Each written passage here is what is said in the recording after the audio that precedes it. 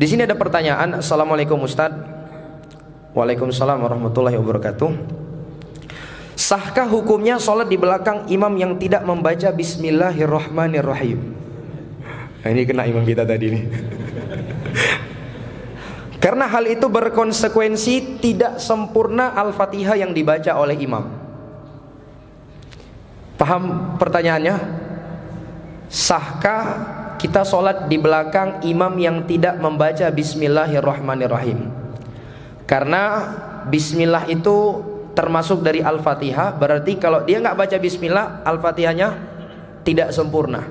Kalau Al-Fatihahnya tidak sempurna, konsekuensinya apa? Sholatnya tidak sah. Karena Rasulullah SAW bersabda, la sholata liman lam yaqra bi fatihatil kitab. Tidak ada sholat bagi orang yang tidak membaca Al-Fatihah dengan sempurna. Ini pertanyaannya. Dan pertanyaan ini jamaah yang dimuliakan Allah, sangat penting untuk kita pahami bersama. Karena ini menjadi fitnah ini. Dan bukan hanya di tempat kita ini, di mana-mana. Hal ini dijadikan senjata untuk memfitnah orang-orang yang tidak membaca Bismillah dengan tanda kutip. Jangan sholat di masjid itu, nggak sah sholatnya. Kenapa? Imamnya nggak baca Bismillah. Benarkah ini jamaah yang dimuliakan Allah? Baik, sebelum saya jawab, ada dua hal penting yang ingin saya jelaskan berkenaan tentang Bismillah yang ada di dalam Al-Fatihah.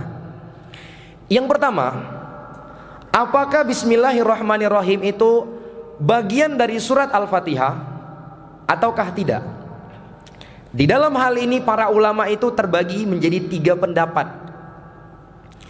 Pendapat yang pertama, dan ini pendapat yang dipilih oleh mayoritas madhab Syafi'i, bahwa Bismillahirrahmanirrahim itu bagian dari Al-Fatihah dan surat-surat yang lainnya yang didahului dengan Bismillah. Jadi Bismillah itu yang ada di Al-Fatihah bagian dari Al-Fatihah. Bismillah yang ada di Al-Baqarah itu bagian dari Al-Baqarah.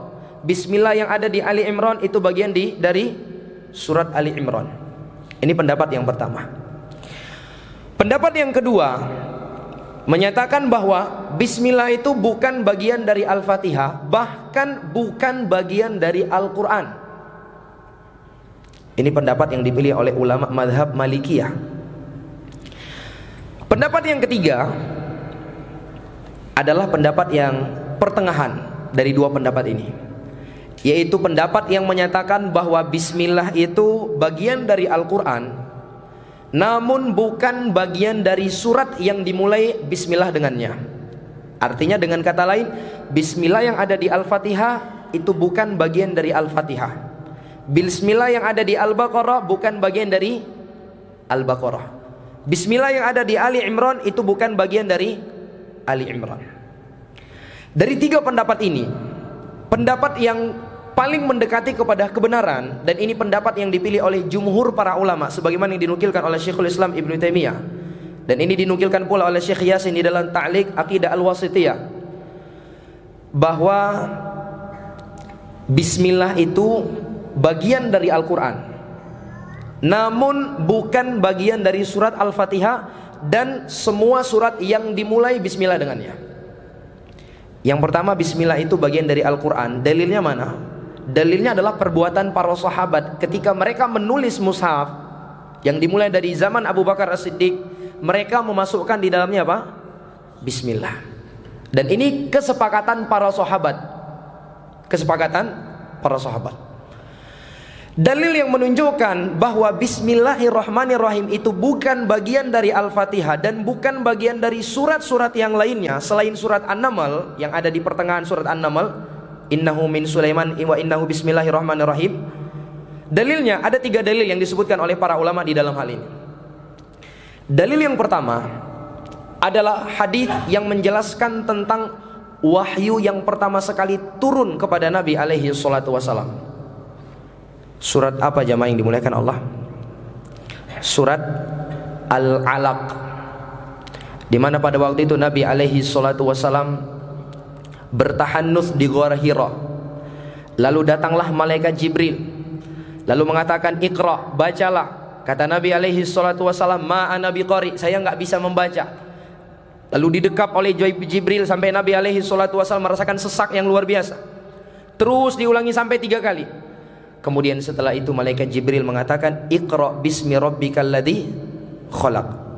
Khalaqal insana min 'alaq, Iqra wa rabbukal akram alladzi 'allama bil qalam, 'allamal insana ma lam ya'lam.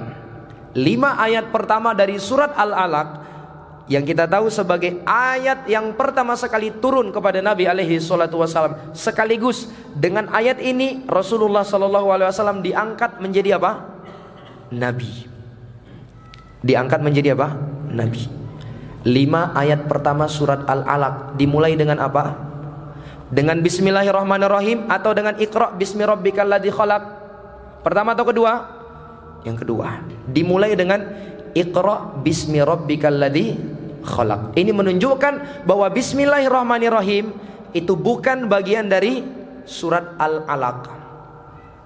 Ini dalil yang pertama. Dalil yang kedua adalah hadis yang diriwayatkan oleh Al-Imam Ibnu Majah. Ketika Nabi alaihi salatu wasallam menceritakan tentang surat Al-Mulk, kata Rasulullah sallallahu alaihi wasallam, suratun minal Quran 30 ayat, syafa'at li rajulin hatta ghufira lahu, tabarakalladzi biyadihil mulk. Kata Nabi alaihi salatu wasallam, ada satu surat di dalam Al-Quran yang berisi 30 ayat. Berapa jumlah ayatnya? 30 ayat kata Nabi.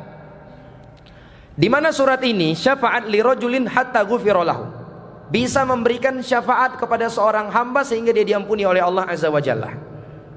Dalam riwayat lain disebutkan hiyal mani'a al-munjiyah min adabil qabr. Surat ini bisa mencegah dan menghalangi seseorang dari adab kubur. Apa surat itu? Tabarakalladzi biyadihil mulk. Surat Tabarak atau dengan nama lain surat Al-Mulk. Surat Al-Mulk ini jamaah, kalau kita hitung-hitung itu jumlahnya berapa? 30 ayat tanpa bismillahirrahmanirrahim. Kalau dimasukkan bismillah jadi berapa ayat? 31. Nabi sudah katakan tadi Al-Mulk itu berapa ayat? 30 ayat. Berarti bismillah itu bagian dari Al-Mulk ataukah tidak? Hah? Tidak. Dalil yang kedua. Dalil yang ketiga jamaah yang dimuliakan Allah. Mungkin ada yang mengatakan, oh, itu kan hanya berlaku di surat Al-Alaq. Yang kedua ini kan hanya berlaku di dalam surah Al-Mulk. Al-Fatihah kan beda.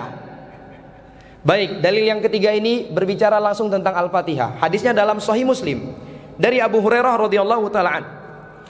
Hadis ini hadis qudsi. Allah Subhanahu wa taala mengatakan, qasamtu sholata baini wa baina 'abdi nisfain. Aku membagi as-shalah. As-shalah itu ditafsirkan dengan apa? Al-Fatihah. Siapa yang menafsirkan? Allah sendiri dengan kelanjutan hadis ini nanti.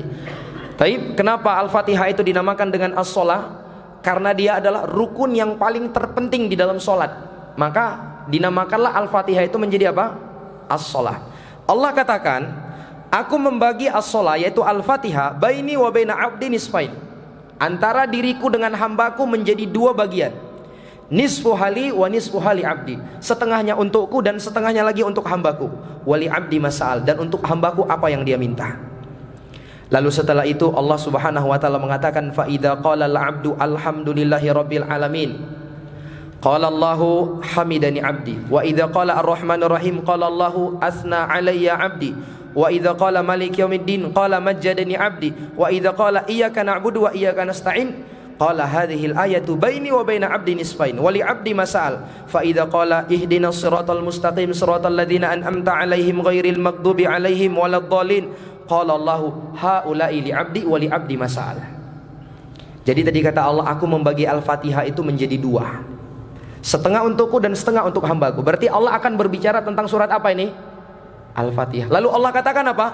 Apabila hambaku mengucapkan alhamdulillahi rabbil alamin, maka Allah akan menjawab, hambaku telah memujiku.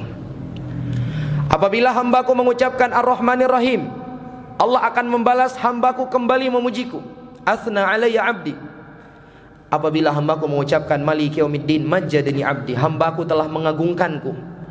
Lalu apabila hambaku mengucapkan iyyaka na'budu wa iyyaka nasta'in, inilah ayat pemisah antara diriku dengan hambaku.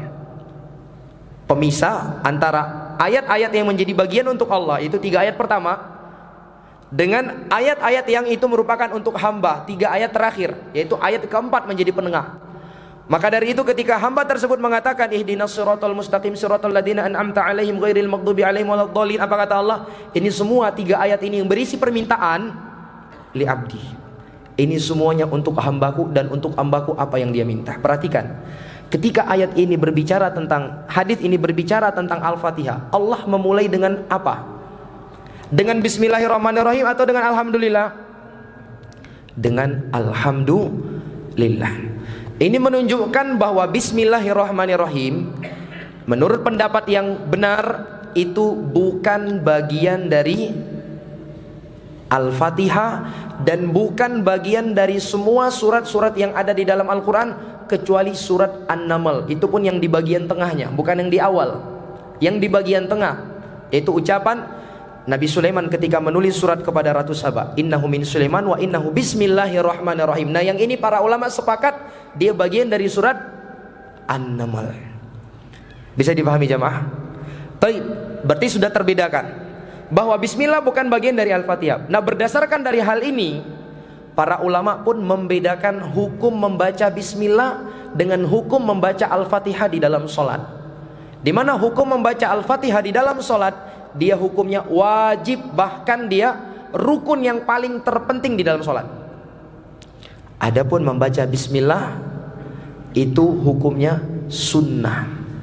Bahkan apabila seorang hamba menyengaja tidak membaca bismillah, sah apa tidak sholatnya? Sah. Ini poin yang pertama saya ingin jelaskan. Poin yang kedua, ini juga fitnah yang sering disebarkan kepada imam-imam yang gak kedengaran bismillahnya. Apa itu? Poin yang kedua, ketika kita mendengar imam itu langsung membaca alhamdulillahirabbil alamin, benarkah dia tidak membaca bismillah? Tentu jawabannya untuk mengetahui itu tanya langsung kepada imamnya jamaah. Karena bisa jadi imamnya tidak baca, bisa jadi imamnya baca tapi dengan suara yang lirih. Kalau ada yang bertanya kenapa mesti harus dibaca lirih, kenapa nggak dikuatin aja supaya didengar oleh jamaah?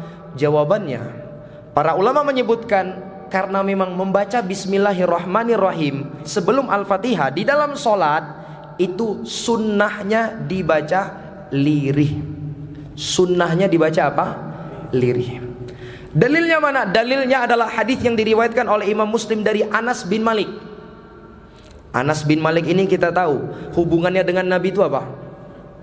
Dia ini khodimnya Nabi, pembantunya Nabi, orang yang selalu menyertai Nabi selama 10 tahun. Anas bin Malik, sejak Nabi sampai ke Madinah, ibunda Anas bin Malik, Ummu Sulaim itu langsung datang. Tatkala Ummu Sulaim melihat para sahabat memberikan hadiah yang mereka miliki kepada Nabi, Muslim gak punya apa-apa, seorang janda, dia gak punya apa-apa.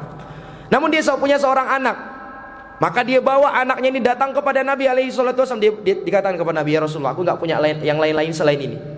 Saya berikan ini kepada engkau, jadikan dia sebagai pembantumu ya Rasulullah, agar dia setia melayanimu. Subhanallah, Anas bin Malik 10 tahun membersamai Nabi, sejak Nabi SAW sampai ke kota Madinah hingga beliau wafat. Apa kata Anas bin Malik? Dalam hadis riwayat Imam Muslim, kata Anas bin Malik, "Shallaitu khalfan Nabi SAW wa Abi Bakrin wa Umar wa Uthman, fakanu yaftatihuna bilhamdulillahi rabbil alamin wala yadhkuruna bismillah la fi awali wala fi akhiri." Kata Anas bin Malik, aku sholat di belakang Nabi SAW. Berapa lama Anas bin Malik sholat belakang Nabi? 10 tahun. Lalu aku sholat di belakang Umar, Abu Bakar juga. Berapa tahun sholat di belakang Abu Bakar dia? 2 tahun menjadi khalifah ya. Lalu aku pula sholat di belakang Umar bin Khattab. Berapa lama Anas bin Malik sholat di belakang Umar bin Khattab? 12 tahun menjabat sebagai khalifah. Dan aku juga sholat di belakang Utsman bin Affan. Berapa tahun Utsman bin Affan menjadi khalifah? 10 tahun. Karena 4 khulafa ar-rasyidun itu telah Nabi kabarkan bahwa masa kepemimpinan mereka itu semuanya di total 30 tahun. Abu Bakar 2 tahun, Umar 12 tahun, Utsman 10 tahun, Ali berapa tahun? 5 tahun 6 bulan. 6 bulannya lagi dilanjutkan oleh anak beliau. Taib. Apa kata Anas bin Malik? Aku sholat di belakang mereka ini semua, di belakang Nabi, Abu Bakar, Umar, Utsman. Mereka itu mengawali sholat mereka dengan alhamdulillahirabbil alamin. Berarti alhamdulillahirabbil alamin baca bismillah enggak? Hah? Baca, tapi bismillahnya tidak kedengaran. Di mana mereka tidak menjaharkannya, baik itu di awal maupun di akhir. Bisa dipahami jamaah yang dimuliakan Allah? Jadi dua permasalahan tadi kalau kita bisa pahami dengan baik. Yang pertama, apa benar bismillah ini bagian dari Al-Fatihah ataukah tidak? Kemudian yang kedua, benar tidak imamnya baca atau tidak? Insya Allah kita akan punya jawaban sendiri. Berarti kembali ke pertanyaan ini, sholat di belakang imam yang tidak membaca bismillahirrahmanirrahim sah apa tidak? Jawabannya sah. Walaupun pertanyaan ini ada kesalahan sedikit, di mana dia memastikan imamnya nggak baca bismillah. Ini sudah menuduh imam nih. Subhanallah, ini makmum yang kurang baik ini ya. Udah diimami, dituduh lagi imamnya nggak baca bismillah. Bisa dipahami jamaah? Taib, wallahu taala alam bisawab.